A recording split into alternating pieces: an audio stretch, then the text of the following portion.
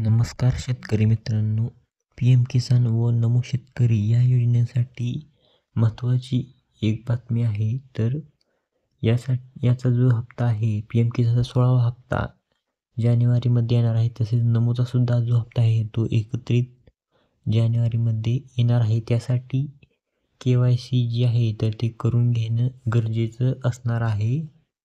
तर त्यापूर्वी आपण जर चॅनलवर नवीन आला असाल तर आपल्या यूट्यूब चॅनलला नक्की सबस्क्राईब करा. तर मित्रांनो, जिल्ह्यातील 15,000 शेतकऱ्यांनी KYC केली नसल्याने त्यांना पंतप्रधान सन्मान निधी योजनाचा लाभ मिळणार नाही. पी एम किसानचा 16वा हप्ता जो आहे तर तो जानेवारी महिन्यात बँक खात्यात जमा होणार आहे. त्याबरोबर नमो शेतकरीचा सुद्धा हप्ता जमा होणार आहे. तर यासाठी शेतकऱ्यांनी तात्काळ KYC प्रक्रिया करून घेणे आवश्यक असणार आहे.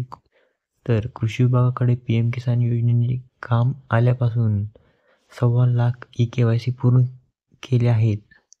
तर मित्रांनो, हा पी एम किसानचा 16वा हप्ता जानेवारी महिन्यात मिळणार आहे. याशिवाय राज्याकडून नमो शेतकरीचा सुद्धा हप्ता जो आहे तर तो मिळणार आहे. तर मित्रांनो, जिल्ह्यात अद्यापही 15,000हून अधिक खातेदारांचे बँक खाते आधार लिंक नसल्यामुळे त्यांना मिळण्यास अडचणी आहेत.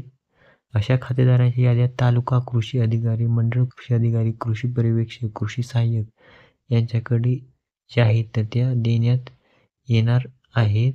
तर मित्रांनो, यासाठी दरम्यान जिल्ह्यात KYC राहिलेल्या असलेल्या शेतकऱ्यांची संख्या कमी राहिली आहे. मागील 2 महिन्यात कृषी विभागातील अधिकारी व कर्मचारी यांनी अधिक प्रयत्न केल्याने 72,000 शेतकऱ्यांची KYC जी आहे तर ती पूर्ण झाली आहे.